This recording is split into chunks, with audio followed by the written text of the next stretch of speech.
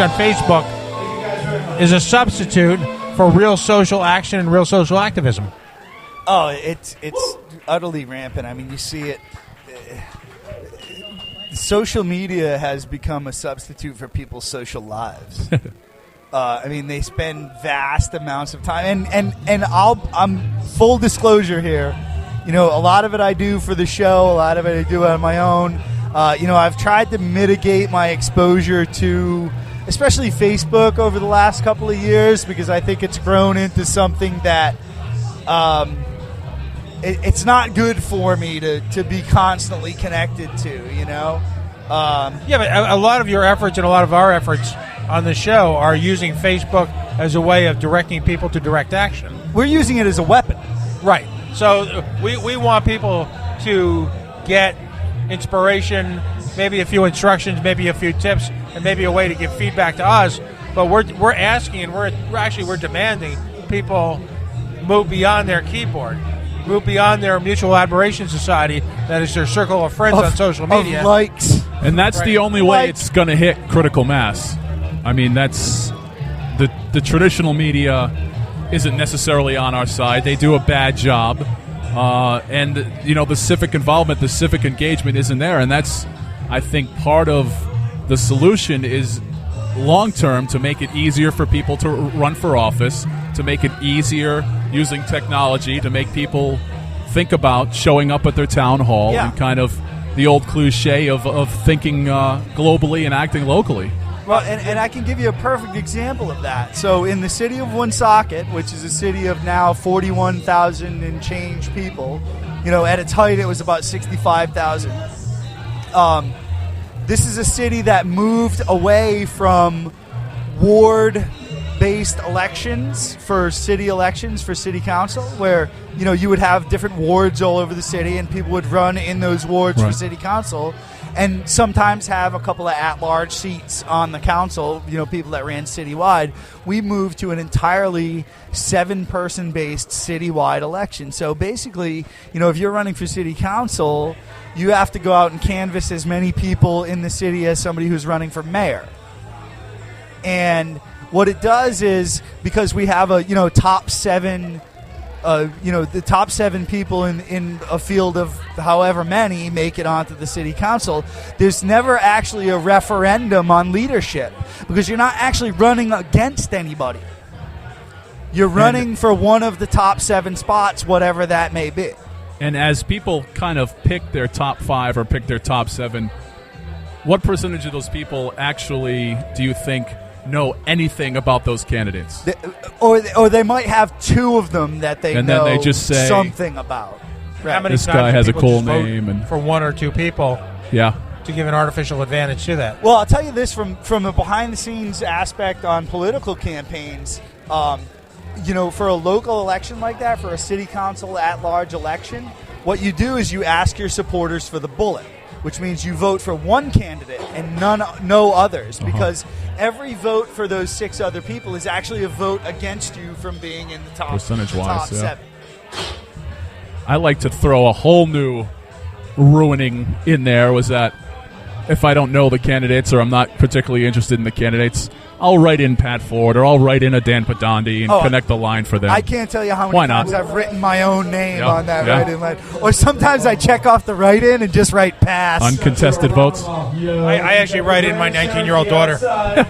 Go outside. She's smarter than I am, so what are you going to do?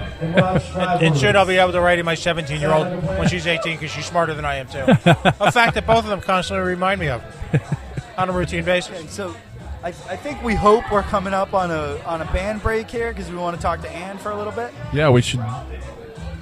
Looks like they're switching over sets now. We got another one right here. You can take that. You probably want to get a little closer to those guys so you can hear what they're saying. We're going to get in a kumbaya style huddle. Are we sharing? Is that what's going on? Sharing. Pat's going to take a nap in the men's room. He needs a power nap. I think Pat just had a stroke. God, let's all, Tony, you know as well as I do that Pat works harder and longer and more ridiculously than most other people that we know. I mean, he's up way past his bedtime. Oh God, yeah. The only thing that actually keeps him awake after 10 p.m. is if he's driving from some godforsaken northern New York. And Viagra. Well, no, I mean that keeps him from rolling over in bed. It doesn't keep him awake. Although with his gut, I don't know if that would make a difference. He is Irish. Oh, he's not even here. I'm shitting on the guy. That's terrible. I'm sorry, Pat. So, moving into a break here in the music, we want to talk to Ann Armstrong, former gubernatorial candidate here in the state of Rhode Island. Hello. Certainly an advocate for the legalization of how we say cannabis in our circles. I don't want to say doobage or Mary Jane or one of those other words that the kids say. Well, it really doesn't matter. You could use whatever word you want, but you should know that the word marijuana was introduced into the English language by William Randolph Hearst in his attempt to demonize the plant and create a whole reefer madness. Well, yeah, because he printed newspapers and he wanted to print them on tree pulp rather than hemp paper. Whatever the reason was, but actually, wasn't his sister-in-law's family had the tree business, the paper business, or something like that? There was some kind of incestuous. I don't know about all that. DuPont but patented nylon, a competitor for hemp fiber. And they did so with a Mellon loan. And Andrew Mellon's nephew was Harry Anslinger, the first drug czar who banned cannabis first in the U.S. and then globally at the UN level. Yeah. But if folks don't know this, and I don't want to, we don't want to get into a history lesson of cannabis prohibition here. We're trying to touch on the issues that we're talking about in Rhode Island here.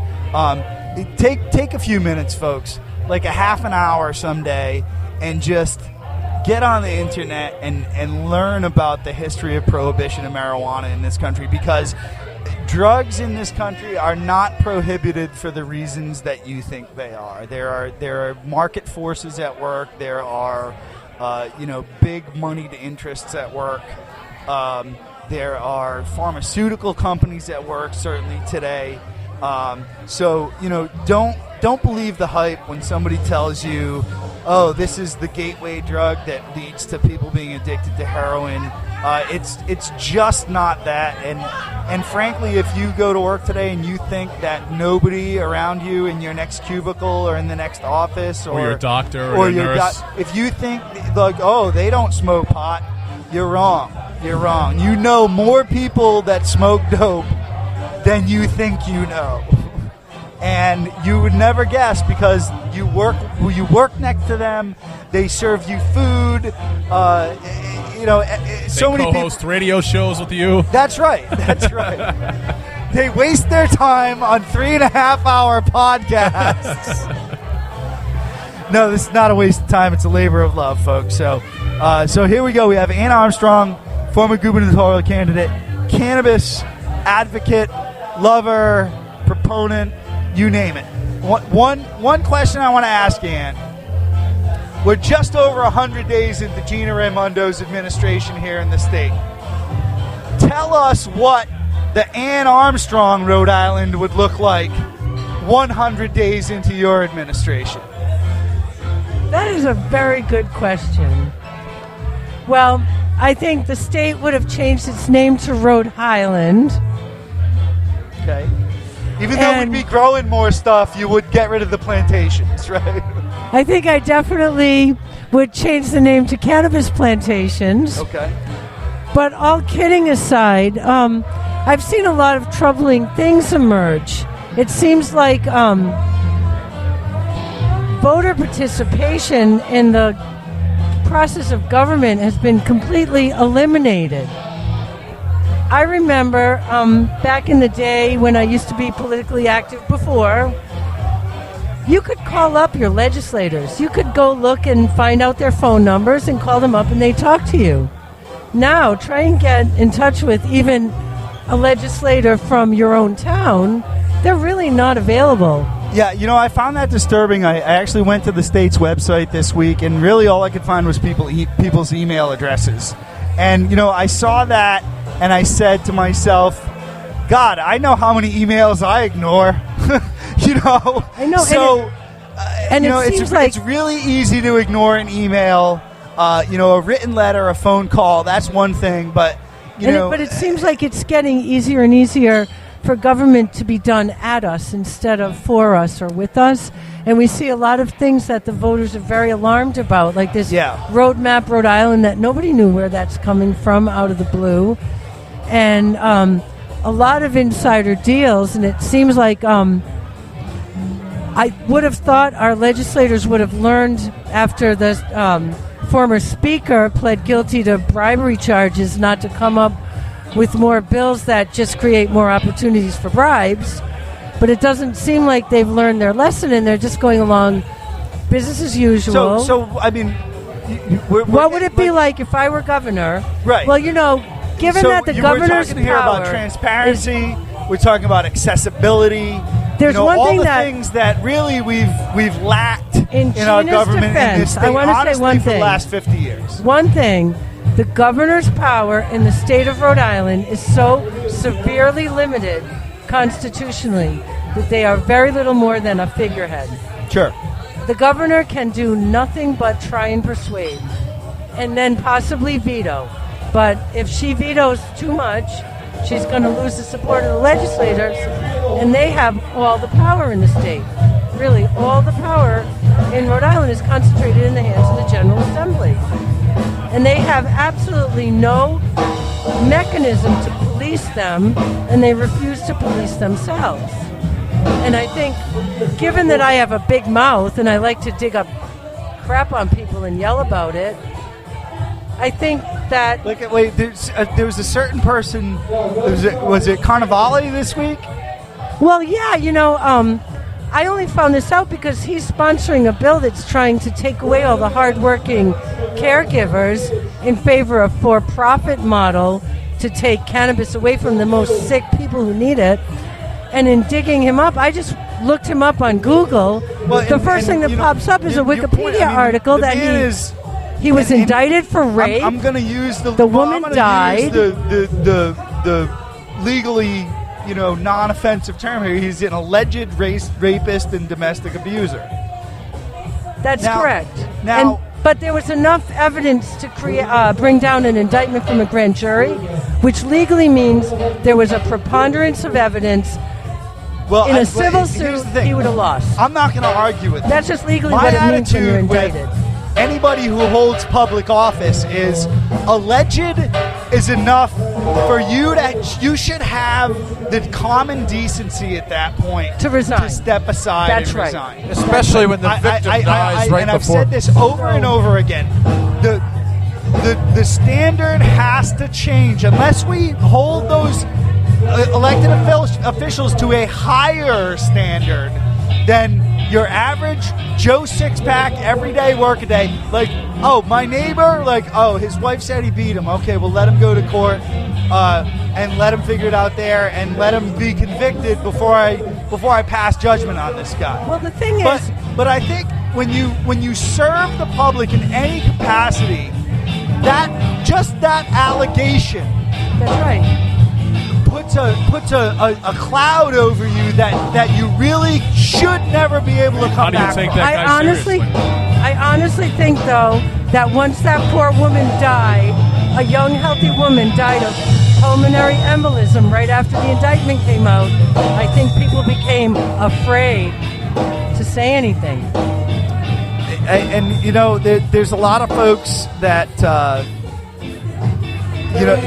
they're willing to, and I don't know what it is about this state of Rhode Island. How does a guy like Buddy Cianci mount of an almost successful mayoral campain? Well, wait a minute. Waterfire is awesome, and Water Place Park is beautiful. So I still love Buddy, even if he is a crook. But I mean, in this case, we're not talking about allegations. We're talking about conviction. That's true. I know Prison that's time. true. And yet. But you know what? Our collective memories are so paid his short. And price. I listen to Buddy every single day, and